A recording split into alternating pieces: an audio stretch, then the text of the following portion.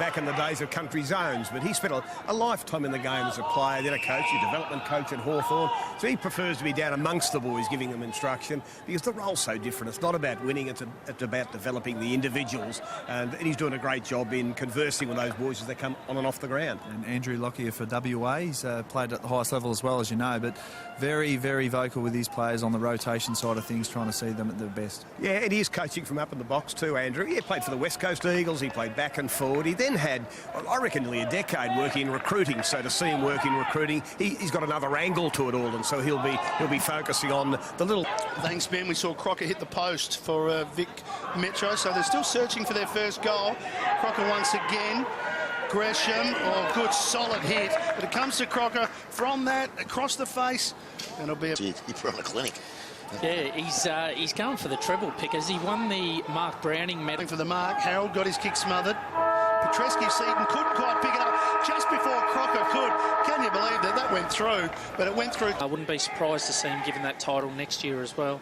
Cabatier, his handball was out in front. Just as he handballed it, his teammate in Moore just slipped. Sorry, it wasn't Moore. Yeah, he's played well. And he kicks into the pocket. Crocker at the back. Oh, good jump. Well, we saw Moore with a good jump, and now we've seen Crocker.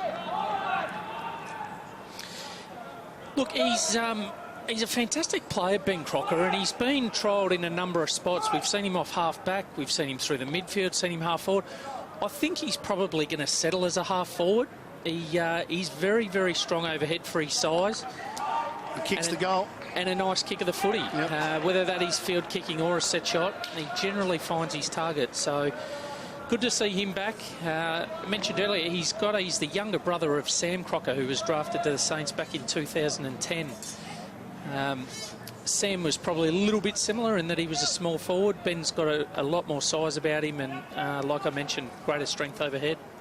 Well, he gets the goal. He gets the... Earlier in the telecast, there's a lot going on for these young men, and Sam's doing, I think he's doing year 12 this year, so a lot of the boys are going through exams while there's national championships on and getting assignments ready for school, and so typically they're playing footy but also focusing on trying to complete their year 12 studies, and but yeah, I mean he's going to be a fantastic player to keep an eye on over the next 18 months, but I see him playing AFL through the midfield.